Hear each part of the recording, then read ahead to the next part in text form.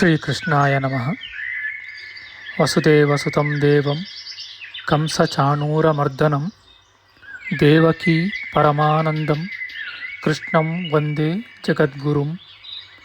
ಬ್ರಹ್ಮಸ್ಥಾನ ಸರೋಜಮಧ್ಯವಿಲಸತ್ ಚೀತಾಂಶುಪೀಠಸ್ಥಿತಂ ಸ್ಫೂರ್ಜತ್ಸೂರ್ಯರುಚಿಂ ವರಾಭಯಕರಂ ಕರ್ಪೂರಕುಂದೋಜ್ವಲಂ ಶ್ವೇತಸ್ರಗ್ವಸನಾನುಲೇಪನಯುತಂ ವಿದ್ಯುದೃಚಾ ಕಾಂತಯ ಸಂಶ್ಲಿಷ್ಟಾರ್ಧತನುಂ ಪ್ರಸನ್ನವದನಂ ವಂದೇ ಗುರುಂ ಸಾದರಂ.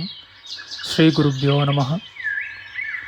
ಲಂಬೋದರಂ ಪರಮಸುಂದರಮೇಕದಂತಂ ರಕ್ತಾಂಬರಂ ತ್ರಿನಯನಂ ಪರಮಂ ಪವಿತ್ರಂ ಉದ್ಯದ್ದಿವಾಕರ ಕರೋಜ್ವಲಕಾಯಕಾಂತಂ ವಿಘ್ನೇಶ್ವರಂ ಸಕಲವಿಘ್ನಹರಂ ನಮಾಮಿ. ತ್ವಾಂ ದೇವ ವಿಘ್ನದಲನೇತಿ ಚ ಸುಂದರೇತಿ ಭಕ್ತಿಪ್ರಿಯೇತಿ ಸುಖದೇತಿ ಫಲಪ್ರದೇತಿ ವಿದ್ಯಾಪ್ರದೇತ್ಯಗಹರೇತಿ ಚ ಯೇ ಸ್ತುವಂತಿ ತೇಭ್ಯೋ ಗಣೇಶವರದೋ ಭವ ನಿತ್ಯಮೇವ. ಶ್ರೀ ಮಹಾಗಣಪತಯೇ ನಮಃ. ಯಾ ಕುಂದೇಂದು ತುಷಾರಹಾರಧವಳ ಯಾ ಶುಭ್ರ ವಸ್ತ್ರಾವೃತ ಯಾ ವೀಣಾ ವರದಂಡಮಂಡಿತಕರ ಯಾ ಶ್ವೇತ ಪದ್ಮಾಸನ ಯಾ ಬ್ರಹ್ಮಾಚ್ಯುತ ಶಂಕರ ಪ್ರಭೃತಿಭಿಃ ದೇವೈಃ ಸದಾ ವಂದಿತಾ ಸಾ ಮಾಂ ಪಾತು ಸರಸ್ವತೀ ಭಗವತಿ ನಿಶ್ಶೇಷ ಜಾಡ್ಯಾಪಃ. ಶ್ರೀ ಸರಸ್ವತ್ಯೇ ನಮಃ. ವೇದಾರ್ಥತತ್ವವಿಶದೀಕರಣೇನ ಪುಂಸಾಂ ಉಚ್ಚೈರ್ಗತಿಂ ಜಗತಿಯೋ ದಯಾಯ ವಿಧಾತುಂ ರಮ್ಯಾಂ ಪುರಾಣಪದವೀಂ ಪ್ರಣಿನಾಯ ತಸ್ಮೈ ಲೋಕೇಶವೈಭವಪುಷೇ ಋಷಯೇ ನಮಸ್ತಾತ್. ತಸ್ಮೈ ವ್ಯಾಸಾಯ ಮುನಯೇ ಸರ್ವಜ್ಞಾಯ ಮಹರ್ಷಯೇ ಪರಾಶರ್ಯಾಯ ಶಾಂತಾಯ ನಮೋ ನಾರಾಯಣಾತ್ಮನೆ. ಶ್ರೀ ವ್ಯಾಸಾಯ ನಮಃ. ನಾರಾಯಣಂ ನಮಸ್ಕೃತ್ಯ ನರಂ ಚೈವ ನರೋತ್ತಮಂ ದೇವೀಂ ಸರಸ್ವತೀಂ ವ್ಯಾಸಂ ತತೋ ಜಯಮುದೀರಯೇತ್. ಕನಕರುಚಿದುಕೂಲಃ ಕುಂಡಲೋಲ್ಲಾಸಿಗಲ್ಲಃ ಶಮಿತಭುವನಭಾರಃ ಕೋಪಿ ಲೀಲಾವತಾರಃ ತ್ರಿಭುವನ ಸುಖಕಾರಿ ಶೇಷಶಾಯೀ ಮುಕುಂದೋ ಪರಿಕಲಿತರಮಾಂಗೋ ಮಂಗಲಂ ನಸ್ತನೋತು. ನಮಾಮಿ ಗೋವಿಂದ ಪದಾರವಿಂದಂ ಸದೇಂದಿರಾನಂದನಮುತ್ತಮಾಡ್ಯಂ ಜಗಜ್ಜನಾನಾಂ ಹೃದಯ ಸನ್ನಿವಿಷ್ಟಂ ಮಹಾಜನೈಕಾಯನಮುತ್ತಮೋತ್ತಮಂ. ನಮಸ್ತೆ ಚಕ್ರಹಸ್ತಾಯ ಶಾಂಗಹಸ್ತಾಯ ತೇ ನಮಃ. ನಂದಹಸ್ತಾಯ ತೇ ವಿಷ್ಣೋ ಶಂಖಹಸ್ತಾಯ ತೇ ನಮಃ. ಓಂ ನಮೋ ವಾಸುದೇವಾಯ ನಮಃ ಸಂಕರ್ಷಣಾಯ ಚ ಪ್ರದ್ಯುಮ್ನಾಯ ನಮಸ್ತುಭ್ಯಂ ಅನಿರುದ್ಧಾಯ ತೇ ನಮಃ. ಅನಾಕಾರೋ ಮಹೋಜಾಶ್ಚ ಯಶ್ಚಾದೃಷ್ಟಗತಿರ್ದಿವಿ ಜಗತ್ಪೂಜ್ಯೋ ಜಗತ್ಪ್ರಾಣಂ ತಂ ವಾಯುಂ ಪ್ರಣಮಾಮ್ಯಹಂ. ವಾಯುರೂಪಿ ಪರಮಾತ್ಮನೇ ನಮಃ. ಪ್ರಿಯ ಬಾಂಧವರೇ, ನಮ್ಮ ಈ ಶ್ರೀ ಲಾಲಿಕೃಷ್ಣ ಚಾನಲ್ಗೆ ಸ್ವಾಗತ. ಹಿಂದಿನ ವಿಡಿಯೋದ ಮುಂದುವರಿದ ಭಾಗವಾದ ಇಂದಿನ ವಿಡಿಯೋದಲ್ಲಿ ನಾವು ಶ್ರೀಮದ್ ವಾಯು ಮಹಾಪುರಾಣದ ಪ್ರಥಮ ಖಂಡದ 31ನೆಯ ಅಧ್ಯಾಯದ ಉತ್ತರಾಂಶದ ವಿಚಾರ ಮಾಡೋಣ. ಈ ಅಧ್ಯಾಯದಲ್ಲಿ ದೇವವಂಶ ವರ್ಣನೆಯ ವಿಚಾರ ಮಾಡೋಣ. ಶ್ರೀಕೃಷ್ಣಾಯ ನಮಃ. ಸೂತಮುನಿಯು ಮುಂದುವರಿಸಿ ಹೇಳುತ್ತಾರೆ,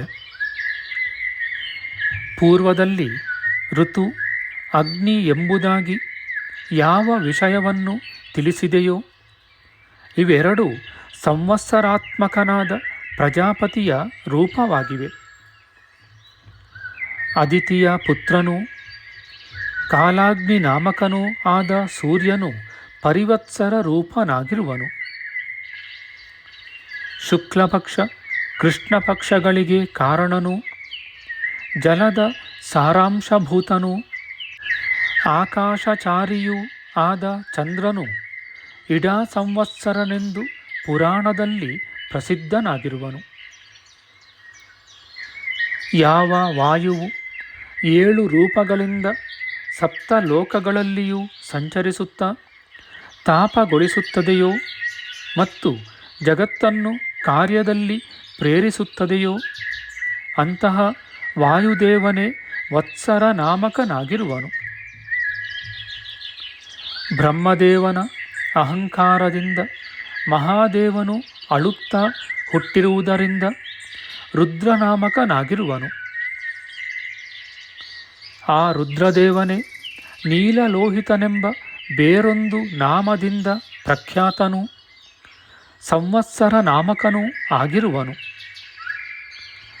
ಇವರ ಸ್ವರೂಪಗಳನ್ನು ಕ್ರಮವಾಗಿ ನಿರೂಪಿಸುವೆನು ಕೇಳಿ. ಕಾಲರೂಪಿಯಾದ ಬ್ರಹ್ಮದೇವನು ಅನೇಕ ಅಂಗಗಳು ಮತ್ತು ಉಪಾಂಗಗಳು ಇವುಗಳುಳ್ಳವನಾದ್ದರಿಂದ ಋಕು, ಸಾಮ, ಯಜುರ್ ಎಂಬ ವೇದತ್ರಯಗಳಿಗೆ ಕಾರಣನೂ, ಪೂರ್ವದಲ್ಲಿ ನಿರೂಪಿಸಿರುವ ಸಂವತ್ಸರ, ಪರಿವತ್ಸರ, ಇಡಾವತ್ಸರ, ಅನುವತ್ಸರ ಮತ್ತು ವತ್ಸರವೆಂಬ ಅವಸ್ಥಾಭಿಮಾನಿಗಳಿಗೆ ಪತಿಯೂ ಆಗಿರುವನು. ಪೂರ್ವದಲ್ಲಿ ಹೇಳಿದ ವತ್ಸರಾಭಿಮಾನಿಯಾದ ಅಗ್ನಿ ಎಂಬ ತತ್ವವನ್ನು ಜ್ಞಾನಿಗಳು ಅಗ್ನಿ, ಯಜಸ್ಸು, ಸೋಮ, ಭೂತ, ಪ್ರಜಾಪತಿ, ಸೂರ್ಯ ಎಂಬ ಅನೇಕ ನಾಮಗಳಿಂದ ಹೊಗಳುತ್ತಾರೆ. ಎರಡನೆಯ ಕಾಲಾಭಿಮಾನಿಯು ಸೂರ್ಯರೂಪನಾಗಿರುವನೆಂದು ಹಿಂದೆಯೇ ಹೇಳಿರುತ್ತೇನೆ. ಅಂತಹ ಸೂರ್ಯನು ಮಾಸ, ಋತು, ಅಯನ ಇವೇ ಮೊದಲಾದ ನಾನಾ ವಿಧ ಕಾಲಾಭಿಮಾನಿಗಳಿಗೆ ಕಾರಣನಾಗಿಯೂ, ಗ್ರಹ ನಕ್ಷತ್ರಗಳಿಂದ ಕೂಡಿದ ತೇಜೋಮಂಡಲಕ್ಕೆ ಆಧಾರನಾಗಿಯೂ, ಶೀತ, ಉಷ್ಣ, ವೃಷ್ಟಿ, ಆಯುಸ್ಸು, ಕರ್ಮಗಳು, ದಿವಸಗಳು ಇವುಗಳಿಗೆ ಕಾರಣನಾಗಿಯೂ ಇರುವನು. ಮತ್ತು ಅಂತಹ ಸೂರ್ಯನು ವಿಕಾರ ರೂಪ ತತ್ವಗಳಿಗೆ ಅಭಿಮಾನಿಯೂ, ಸ್ವಚ್ಛವಾದ ಮನಸ್ಸುಳ್ಳವನು, ಬ್ರಹ್ಮಪುತ್ರನು, ಪ್ರಜಾಪತಿಯು, ಒಂದೊಂದು ಅಂಶಗಳಿಗೆ ಅಭಿಮಾನಿಯೂ, ದಿವಸ, ಮಾಸ, ಋತು, ವತ್ಸರ ಇವುಗಳಿಗೆ ಕಾರಣನು, ಪ್ರಜಾಸೃಷ್ಟನು, ಆದಿತ್ಯ, ಸವಿತ, ಭಾನು, ಜೀವನ ಎಂಬ ನಾಮಕನು, ಬ್ರಹ್ಮನಿಂದ ಸತ್ಕೃತನು, ಸಮಸ್ತ ಭೂತಗಳ ಉತ್ಪತ್ತಿ ಲಯಗಳಿಗೆ ಕಾರಣನಾದುದರಿಂದ ಭಾಸ್ಕರ ನಾಮಕನೂ ಆಗಿರುವನು. ಸಮಸ್ತ ನಕ್ಷತ್ರಗಳಿಗೆ ಅಭಿಮಾನಿಯೂ ನಕ್ಷತ್ರೇಶನೂ ಆದ ಚಂದ್ರನು ಮೂರನೆಯ ಪರಿವತ್ಸರನಾಗಿರುವನು. ಈ ಚಂದ್ರನು ಸಮಸ್ತ ಓಷಧಿಗಳಿಗೆ ಅಧಿಪತಿಯಾಗಿಯೂ ಸೋಮನಾಮಕನಾಗಿಯೂ ಪ್ರಖ್ಯಾತನಾಗಿಯೂ ಇರುವನು. ಇದರಿಂದ ಚಂದ್ರನು ಲೋಕಗಳಿಗೆ ಪಿತಾಮಹನಾಗಿರುವನು ಮತ್ತು ಸರ್ವಭೂತಗಳಿಗೆ ಜೀವನಪ್ರದನು, ಯೋಗ ಕ್ಷೇಮಗಳನ್ನು ಕೊಡುವ ಪ್ರಭುವು, ತನ್ನ ಕಿರಣಗಳಿಂದ ಯಾವಾಗಲೂ ಜಗತ್ತನ್ನು ನೋಡಿಕೊಳ್ಳುವವನು, ಧಾರಕನೂ ಆಗಿರುವನು. ಅಂತಹ ಸೋಮನು ಪರ್ವ ತಿಥಿಗಳು, ಪರ್ವಕಾಲ ಸಂಧಿಗಳು, ದರ್ಶ ಪೌರ್ಣಿಮೆಗಳಿಗೂ ರಾತ್ರಿಗೂ ಕಾರಣನು, ಅಮೃತ ಸ್ವರೂಪನು, ಪ್ರಜಾಪತಿಯೂ ಆಗಿರುವನು. ಆದುದರಿಂದ ಋಗ್ಯಜು ಸ್ವರೂಪನೂ ಛಂದೋರೂಪನೂ ಪಿತೃವಂತನೂ ಆದ ಸೋಮದೇವನು ಪ್ರಾಣ, ಅಪಾನ, ಸಮಾನ, ವ್ಯಾನ, ಉದಾನಗಳ ಕರ್ಮಗಳಿಂದ ಪ್ರಾಣಿಗಳಿಗೆ ಸರ್ವಚೇಷ್ಟಾ ಪ್ರವರ್ತಕನೂ ಪ್ರಾಣಾಪಾನ ಸಮಾನ ವಾಯು ಪ್ರೇರಕನೂ ಆಗಿರುವನು. ವಾಯುದೇವನು ಅನುವತ್ಸರ ಸ್ವರೂಪನು.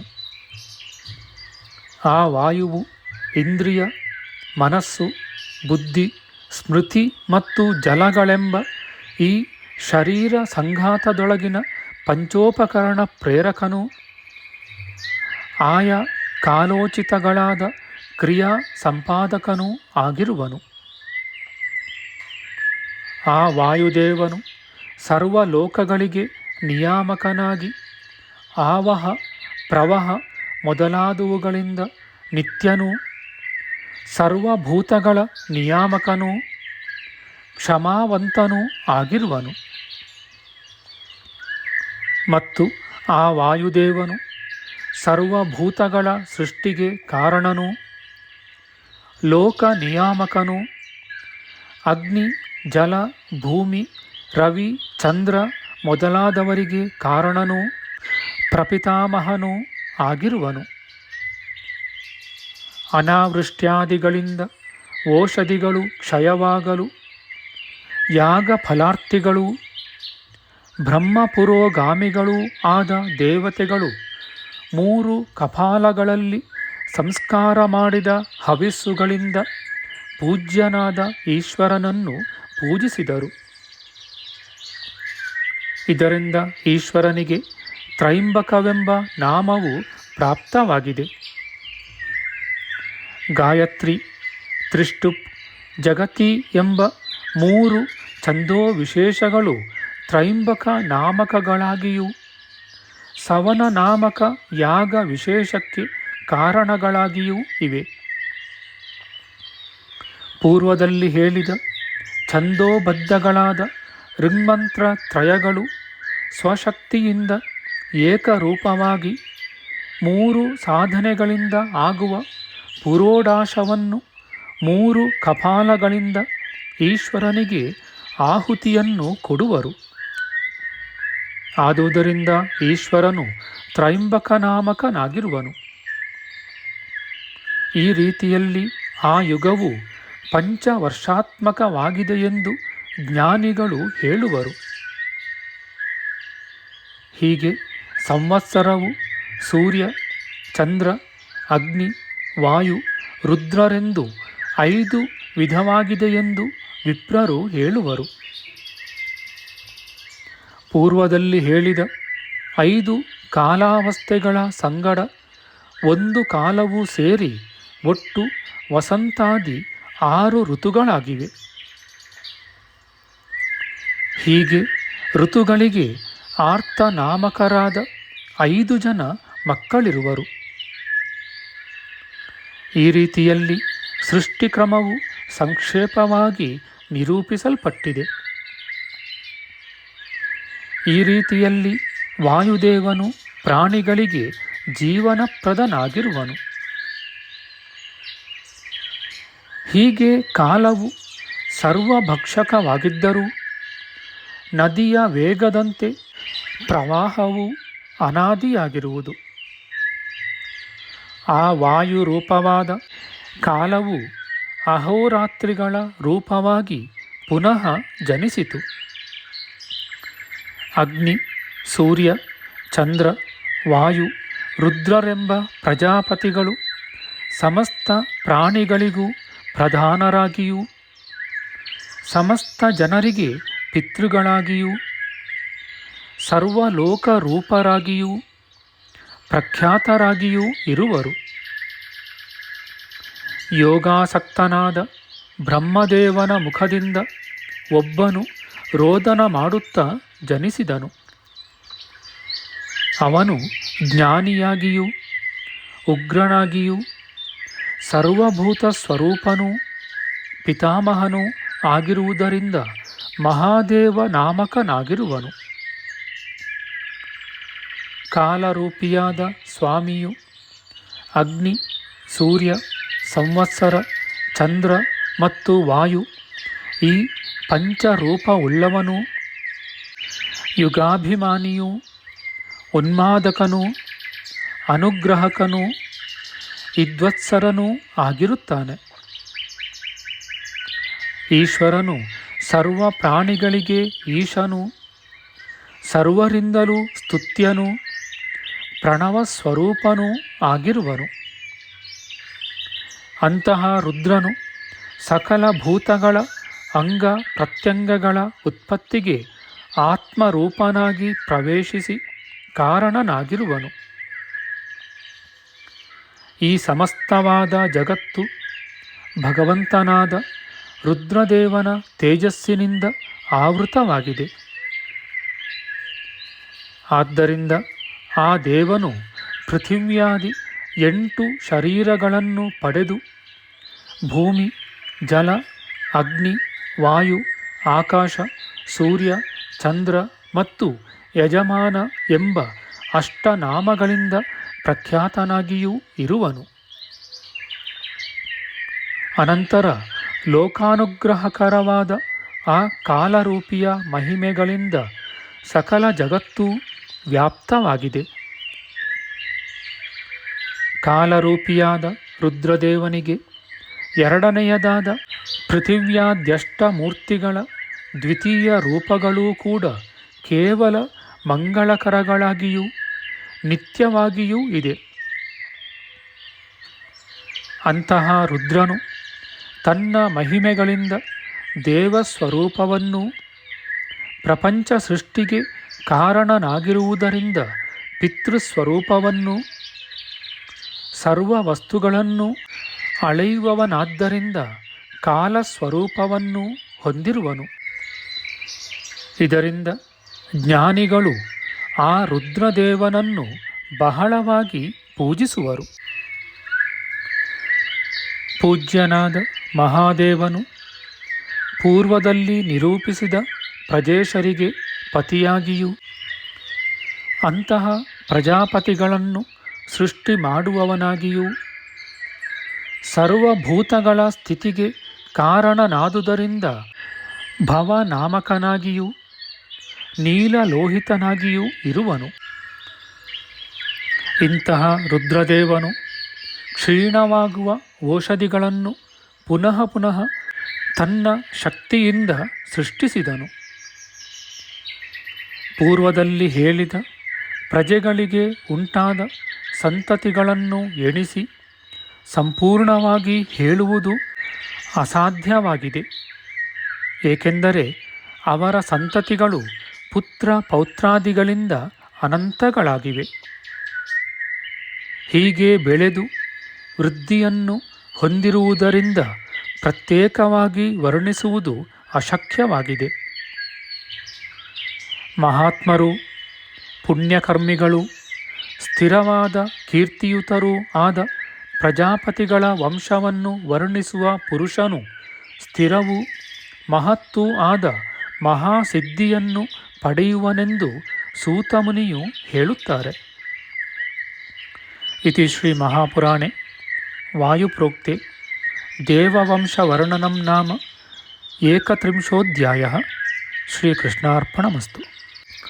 ನಮ್ಮ ಮುಂದಿನ ವಿಡಿಯೋದಲ್ಲಿ ನಾವು ಶ್ರೀಮದ್ ವಾಯು ಮಹಾಪುರಾಣದ ಪ್ರಥಮ ಖಂಡದ 32ನೆಯ ಅಧ್ಯಾಯವಾದ ಯುಗಧರ್ಮ ನಿರೂಪಣೆ, ಕೃತ, ತ್ರೇತ, ದ್ವಾಪರ, ಕಲಿಯುಗಗಳು, ಕೃತಾದಿ ಯುಗಗಳ ಪ್ರಮಾಣದ ವಿಚಾರ ಮಾಡೋಣ. ಆಧ್ಯಾತ್ಮಿಕ ಚರ್ಚೆ ಮತ್ತು ವಿಚಾರ ವಿನಿಮಯಕ್ಕಾಗಿ ಶುರು ಮಾಡಿದ ಈ ಚಾನಲ್ನಲ್ಲಿ ನಾವು ಅಪ್ಲೋಡ್ ಮಾಡುವ ಎಲ್ಲ ವಿಡಿಯೋಗಳನ್ನು ಸಂಪೂರ್ಣವಾಗಿ ನೋಡಿ ನಿಮ್ಮ ಸಲಹೆಗಳನ್ನು ಕಮೆಂಟ್ ಬಾಕ್ಸ್ನಲ್ಲಿ ಬರೆಯಿರಿ. ಈ ಚಾನಲ್ಗೆ ಸಬ್ಸ್ಕ್ರೈಬ್ ಮಾಡಿ ಹಾಗೂ ಬೆಲ್ ಬಟನ್ ಒತ್ತಿ ನಾವು ಹಾಕುವ ಎಲ್ಲ ವಿಡಿಯೋಗಳನ್ನು ನೋಡಿ ಪ್ರೋತ್ಸಾಹಿಸಿ. ಕೃಷ್ಣಂ ನಾರಾಯಣಂ ವಂದೇ ಕೃಷ್ಣಂ ವಂದೇ ವ್ರಜಪ್ರಿಯಂ ಕೃಷ್ಣಂ ದ್ವೈಪಾಯನಂ ವಂದೇ ಕೃಷ್ಣಂ ವಂದೇ ಪೃಥಾಸುತಂ. ಶ್ರೀಕೃಷ್ಣಾಯ ನಮಃ.